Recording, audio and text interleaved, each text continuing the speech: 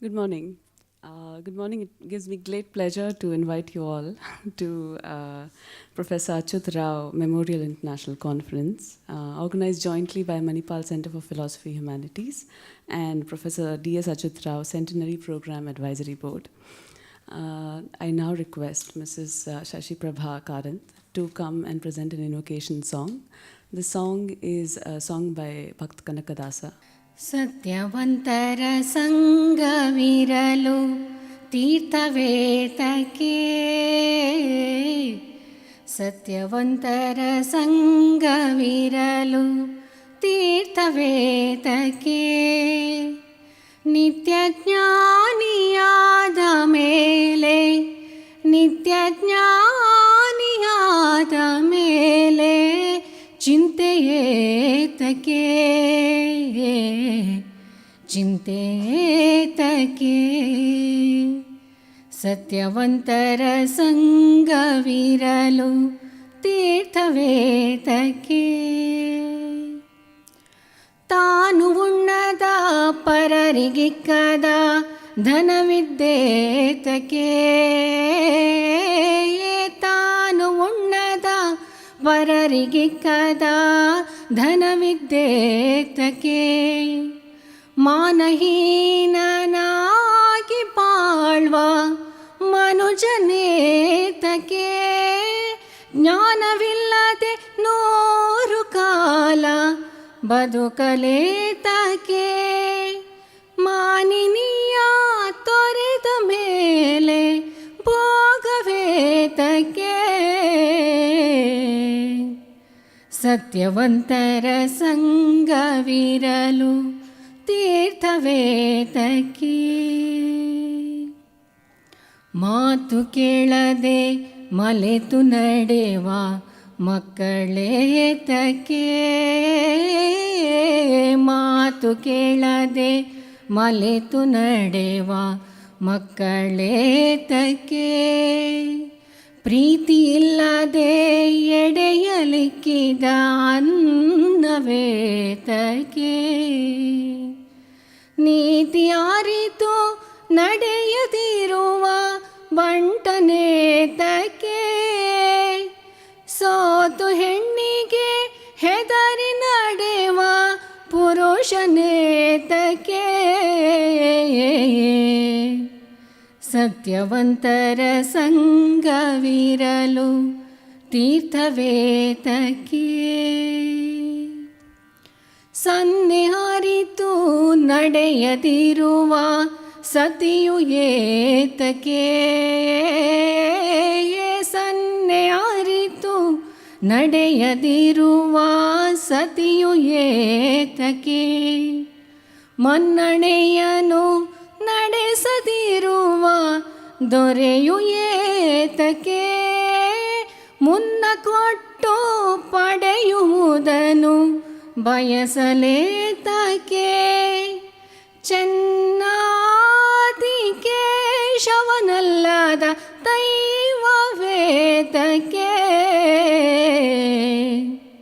ಸತ್ಯವಂತರ ಸಂಗವಿರಲು ತೀರ್ಥವೇತಕ್ಕೆ ನಿತ್ಯ ಜ್ಞಾನಿಯಾದ ಮೇಲೆ ನಿತ್ಯ ಜ್ಞಾನಿಯಾದ ಮೇಲೆ ಚಿಂತೆಯೇತಕ್ಕೆ ಚಿಂತೆಯೇತಕ್ಕೆ ಸತ್ಯವಂತರ ಸಂಗವಿರಲು ತೀರ್ಥವೇತಕ್ಕೆ ತೀರ್ಥವೇತಕ್ಕೆ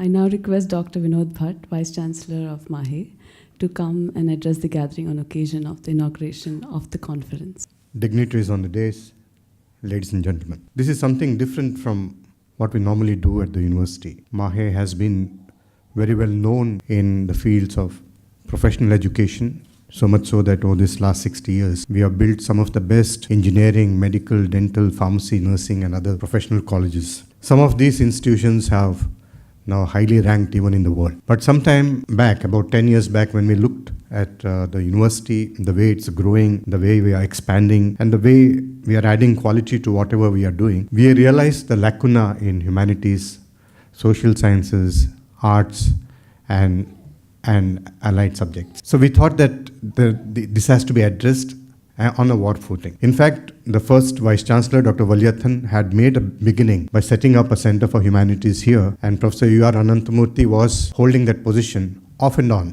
But we wanted something on the ground, a structure, people, programs, students. And that's when we looked at a school for philosophy and humanities and started with 3 streams, 3 divisions in sociology, English literature, and philosophy. So this is the 8th year that we have students here in this school. And today, on this auspicious occasion, in the centenary year of Professor Achuta Rao's birth, I am pleased to announce setting up of a Department of History in the School of Philosophy and Humanities, which will be named after Professor Achuta Rao.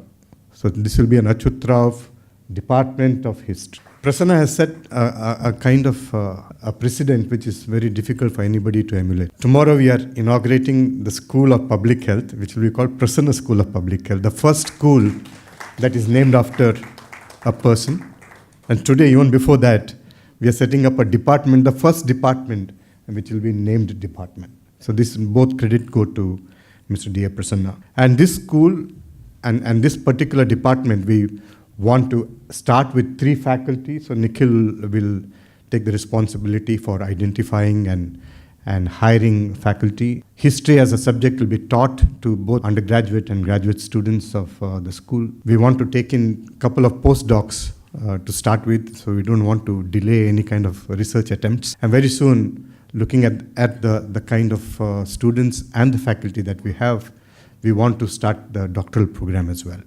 So this is a 12-month program that we are looking at, a 12-month kind of a deadline. And by next year, this time, we should have the 3 people occupied in the Department of History. I should also remember the kind of contribution that the Prasanna family has given to the university in the last couple of years. Although we have counted on his support and his counsel over this last 20 years, I think he really took time only after his retirement to look at university very closely. So we have set up a KK Hebbar art gallery here, thanks to Rajini and Prasanna. We have set up a Vyasrai Ballal corner for library in the MCPH library here, thanks to, again, Prasanna and his family. We are setting up a school of public health and so many other things. And this year, in the centenary year, this being the 3rd of the conferences and the 4th of the events, after going after in remembrance of Professor Achuta Rao, it's only appropriate that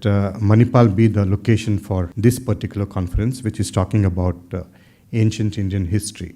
The first of that, I understand, was the modern Indian history. Then came the middle portion, the medieval times, and now this time we have an erudite scholar in Professor Upinder Singh to give the keynote address for this conference. When you talk of the princely states and the contribution of the governance structure that the British had left behind in creating a modern India, and the kinds of trials and tribulations that went through the early years of post-independence, I can only think of something that Mark Tully had mentioned in his book, the 3 kings and the 3 kingdoms which either refused to accede or were sitting on the fence. So I'm talking of Junagadh, Kashmir, and Hyderabad. So you had the Nizam of Hyderabad having his own army, his own police, his own radio station, his postal service, perhaps the largest of the kingdoms in free India and the richest of them all. At one time, the Nizam was counted as not one of the richest, the richest man in the world. And you had him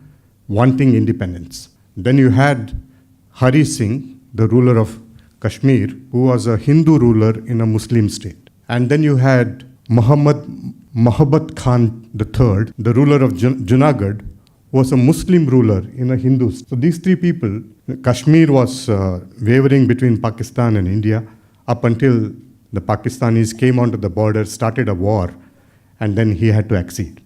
And you had Nizam, who fought a war. There was an operation which was launched by the Indian army and lost the war, fought, and then Hyderabad was annexed. And Junagadh had a strange story. The ruler, he was quite a maverick, an eccentric. He had a large number of wives, a large number of dogs, as well as a dog lover. He wanted to accede to Pakistan.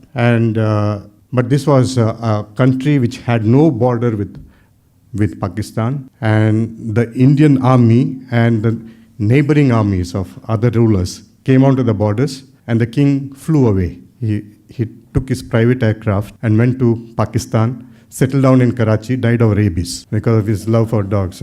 But so much so that there's an anecdote which mentions that Muhabbat Khan took all his dogs but forgot some of his wives back in Junagadh. So those are the three of the 552 kingdoms which either rebelled or were wavering. But all the rest were put together by Sardar Patel and his team. And there was a civil servant from Kerala, Menon, who supported and perhaps did all the hard work, all the legwork required for bringing all these kings together. So that to me is a part of the interesting modern Indian history. I'm sure there are so many things that you can go through.